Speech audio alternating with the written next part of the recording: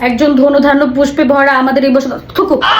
একজন ধনধান্য brand promoter আপু আমাকে নিয়ে পোস্ট করেছেন একজন মহিলা কন্টেন্ট ক্রিয়েটর কি কি কি কি কি কি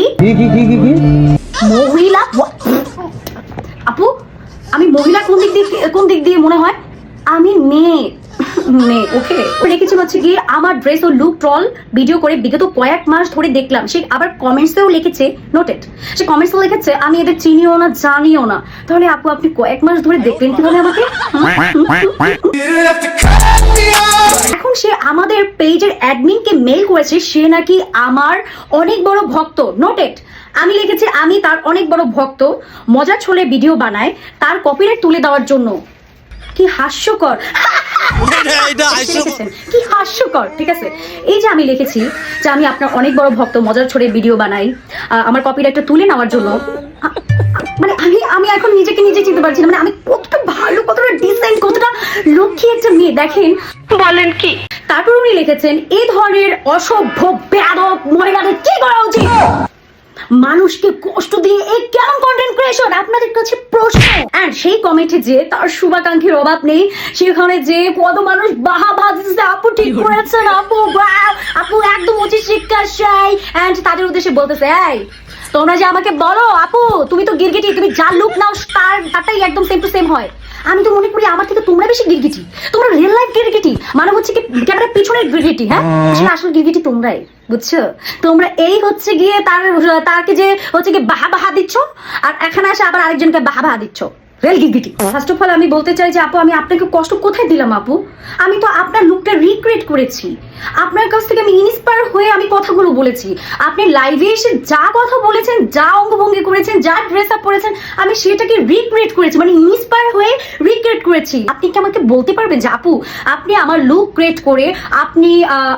বাজেভাবে অঙ্গভঙ্গি করেছেন আপনি বাজে কথা বলেছেন এটা আপনি দেখাতে পারবেন আপনি যদি বলে থাকেন যে আপনি আমাকে দেখেন না আপনার হচ্ছে গিয়ে টিমটা দেখে আপনার অ্যাডমিনদের একটু প্লিজ বলবেন যে তারা আমাকে কোনো ভিডিওতে দেখেছে যে আমি খারাপ কোনো কথা বলেছি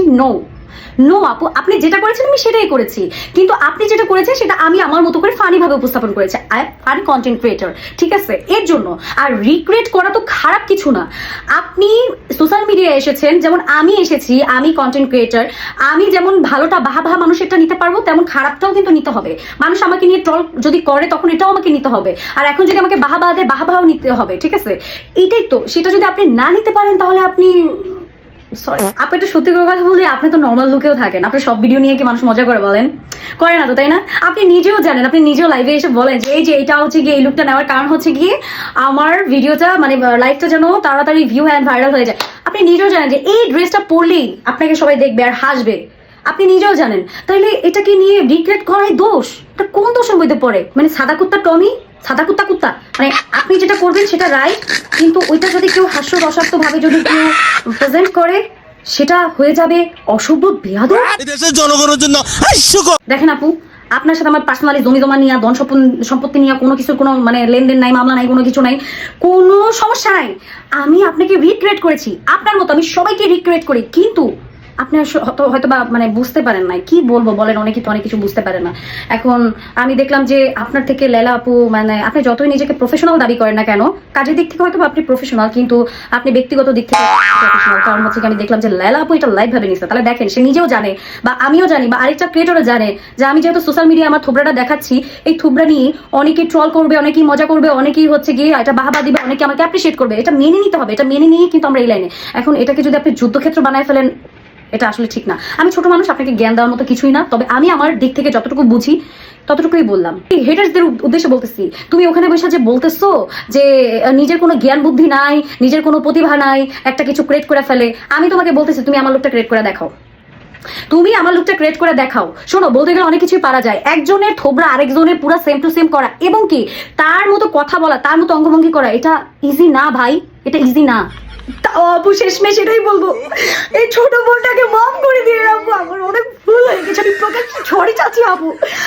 সরি সরি আমাকে মাফ করে দেন আপু আমি দুটা পাগা দেন তাই যে আমি পাবো মাফ চাইলাম আপু সরি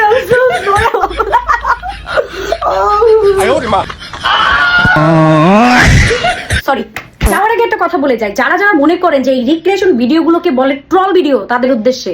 আপনারা কপিল শর্মা শোটা একটু দেখবেন প্লিজ। কপিল শর্মার শো যারা যারা দেখেছেন তারা ওইটার মধ্যে ডক্টরকে দেখেন না, যে সুনীল গ্রোভার, এই যে নামটা আমি নাও হইতে পারে, উচ্চারণ ভুলও হতে পারে, ক্ষমা চেয়ে নিচ্ছি।